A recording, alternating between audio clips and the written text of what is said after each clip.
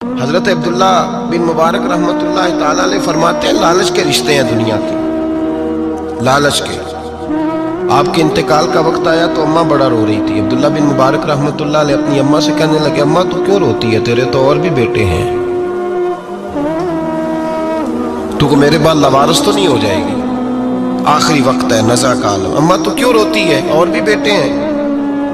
تو اماں کہنے لگی، بیٹا اور بھی بیٹے ہیں، پر جس طرح کا دھیان تو رکھتا تھا وہ نہیں رکھتے، جس طرح وقت پہ دوائی تو لا کے دیتا تھا وہ نہیں لا کے دیتے، جس طرح تو میرے کھانے پینے کا خیال رکھتا تھا وہ نہیں۔ کہنے لگے، اچھا اماں، اس کا مطلب ہے تو مجھے نہیں رو رہی، تو اپنی ضرورتوں کو رو رہی ہے کہ روٹی کون دے گا، کھانا کون لائے گا، دوائی۔ میں سمجھا تھا شاید مجھے رو رہی ہے۔ بیوی سے پوچھا، تو کیوں رو رہی ہے؟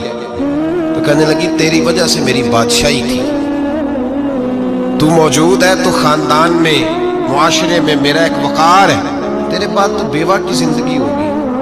آپ فرمانے لگے، اوہو، میں سمجھا تھا شاید مجھے رو رہی ہے، تو اپنے وقار کو رو رہی ہے۔ بیٹوں اور بیٹیوں سے پوچھا، تمہاری آنکھوں میں کیوں آنسو چھلکتے ہیں؟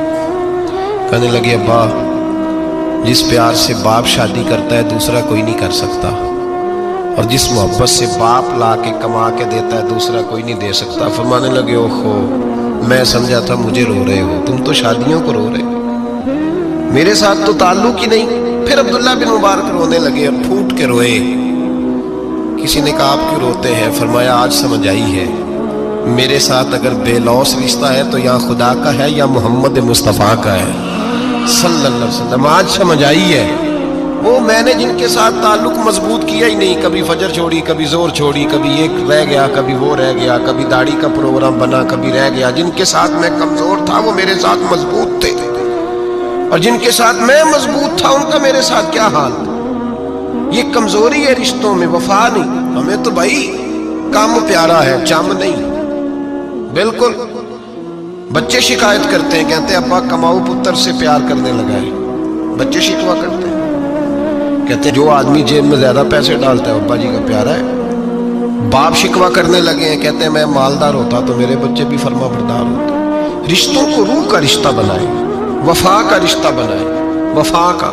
کتے کا ذکر قرآن پاک میں آیا ہے، اس لیے آیا ہے کہ اس نے اللہ کے ولیوں سے وفا کی تھی، اسی آیا ہے کہ اس نے اللہ کے ولیوں کے ساتھ وفاداری کی، وفاداری کی تو اللہ نے اس کا ذکر ہے۔ قرآن ایک بادشاہ تھا، بادشاہ جو ہوتے تھے ان کے اپنے اپنے مزاج ہوتے تھے۔ اس بادشاہ نے 4 5 6 کتے رکھے ہوئے تھے،